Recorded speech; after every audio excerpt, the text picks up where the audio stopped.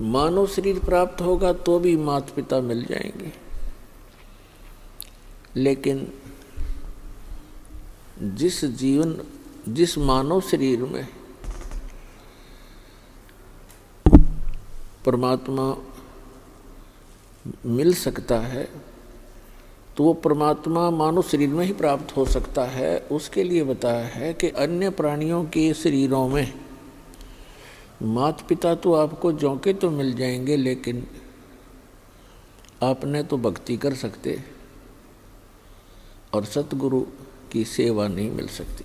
माता पिता मिल जाएंगे 184 माँ, 84 लाख प्रकार के ये अन्य प्राणियों के शरीर हैं। कहते हैं इनमें भी माता पिता मिल जाएंगे, लेकिन उनमें ना सतगुरु मिल सकते और ना ये भक्ति मिल सकती। तो पुण्यात्माओं, आज आपको मानव शरीर प्राप्त है और सतगुरु भी प्राप्त है, क्योंकि आप जी बालक हो, बच्चे को पता नहीं होता कि तुम जो स्टडी कर रहे हो उद्देश्य से, तो वो बच्चे यही लेकर चलते हैं कि हम इंजीनियर बनेंगे, डॉक्टर बनेंगे। टारगेट तो उनका होता है, प्रवेश भी प्राप्त कर लेते हैं, लेकिन उनको जब वो सफलता मिल जाती है उसके बाद उसकी उपलब्धि प्राप्त होती है।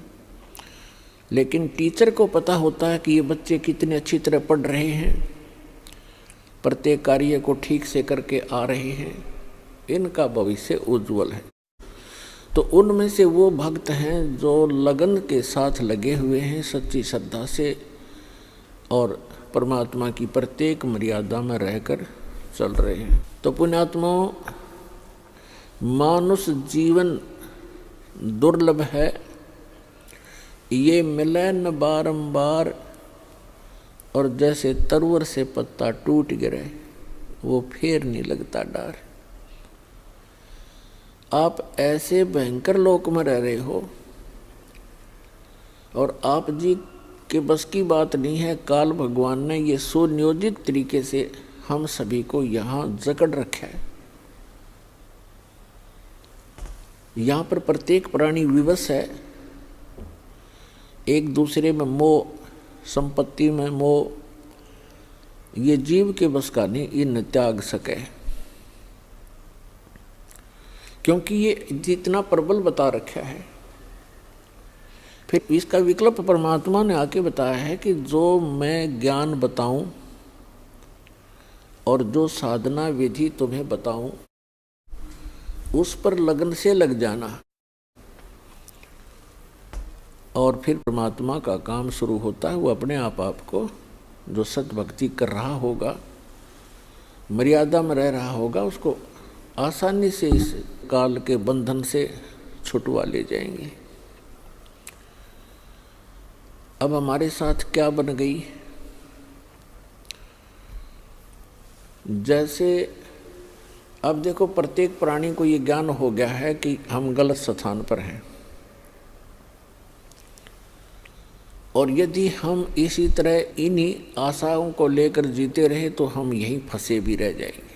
और हम इन बंधनों से छूटने की चेष्टा भी कर रहे हैं, और अभक्त हैं जो भी हैं परमात्मा के ज्ञान से परिचित हो जाते हैं,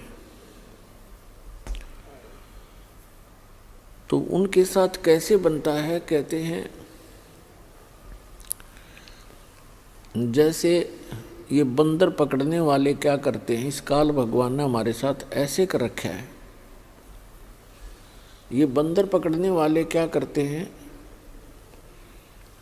एक ऐसा एक बर्तन रखते हैं स्टील का जैसा भी, जिसका ऊपर से मुंह बहुत तंग होता है, जैसे सुराही सी होती है,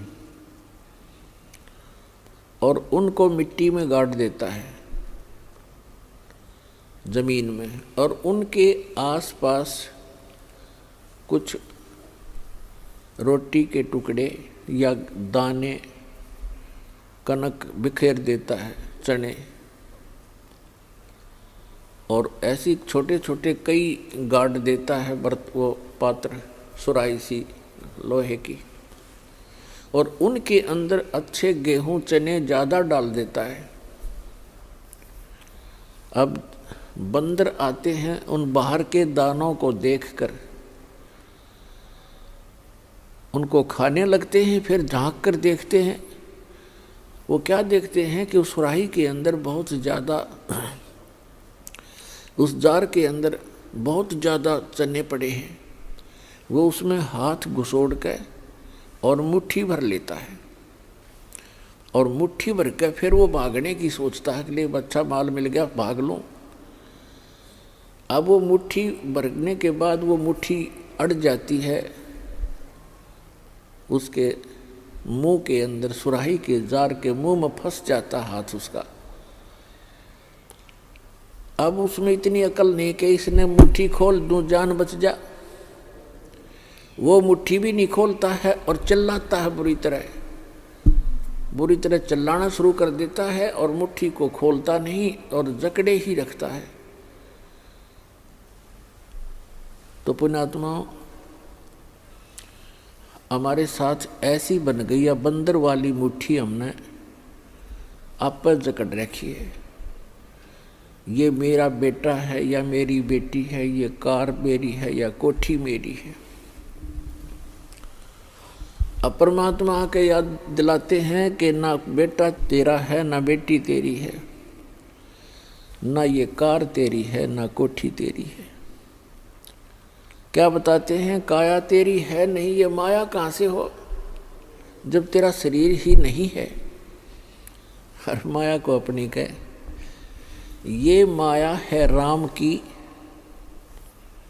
अपनी कहे गंवार, जमपुर धक्के खावेगा, नाहक बहे बेगार। फिर क्या बताते हैं? नंगा आया जगत में और नंगा ही तू जावे, और बीच में ख्वाबी ख्याल है ये मन माया भरमावे। अब उस बंदर वाली मुट्ठी को हम खूब जकड़े बैठे हैं, और ये हमसे छूट भी नहीं सकती, चाहे कितनी बात बनावे जीव, क्योंकि हमारी बुद्धि इतनी ही सीमित कर रखी है। आपके और हमारे बस की ये बात नहीं है। इसके लिए परमात्मा ने इसका विकल्प बताया है। जैसे वो बंदर फंस चुका था और शिकारी को पता था, बंदर पकड़ने वाले को, कि अब ये कहीं नहीं जाएगा, ये मूर्ख फंसा रहेगा, आराम से बैठा रहता है वो। और दूसरी स्थानों पर उसने कई जगह पर ऐसा कर रखा होता है, जाल फैला रखा होता। तो उसी समय एक व्यक्ति आया, उसने देखा कि एक बंदर ये फंस गया, मूर्ख। बोला, हाथ मुट्ठी छोड़ता नहीं, मुट्ठी खोल लेगा नहीं तो ये किसी प्रकार भी नहीं निकला है, और मुट्ठी छुड़वाने की चेष्टा करे, मन माने बुड़का भर ले, काट ले मुँह ते। तो हमारी ऐसी दशा होगी, किसी को न्यू समझावे कि ये जिस संपत्ति और संतान को तू अपना मानने बैठा है, भगत ये तेरी नहीं है, इसके साथ साथ तू परमात्मा को याद कर। तो हमने खूब देखा है, हम ऐसे स्थान में जन्मे थे, वो क्या कहा करते कि भगवान के खान ने देगा, अपना करके खाना होता है, भगवान के ले रहा है। ऐसी तरह के भी लोग हमने देखे, क्योंकि ज्ञान ना होने से हम ये भाषा बोलेंगे फिर। तो उसने क्या किया उस व्यक्ति ने कि ये बोला बंदर फंस गया, और ये शिकारी इसको बेचेगा, फिर कोई इसका दुरुपयोग करेगा, इसको फिर इसके साथ जो है ना अपना रोजी रोटी ले जाते हैं, गाँव में शहरों में बंदर का तमाशा दिखाते हैं, खेल दिखाते हैं, ऐसे जीव को दुखी करेगा। तो पुण्यात्मा, उसने क्या किया, जैसे वो बंदर मुट्ठी फंसाए बैठा था, उसके हाथ की रेंज से, दूसरे हाथ की रेंज से थोड़ी सी दूरी पर केला डाल दिया, एक केला। अब बंदर ने सोचा ये केला और उठा ले, और थोड़ा दूरी पर था नू, और उधर से मुट्ठी में फंस रही उसमें। अब केला ठाने की जब चेष्टा करने लगा, उसका हाथ से ध्यान हट गया, वो चने निकल गए खड़दे ही नीचे ने, उसका हाथ निकल गया, वो केला ठा के भाग गया। जान बची, बढ़िया चीज मिली। तो परमात्मा ने हमारे को राम नाम का केला दे दिया, इसने ठा के भाग जाएंगे, हमारा बस किया मुट्ठी छोड़नी को ना। हमसे जुड़े रहने के लिए हमारे YouTube चैनल को सब्सक्राइब करें और नई वीडियो की नोटिफिकेशन के लिए बेल आइकॉन को दबाएं।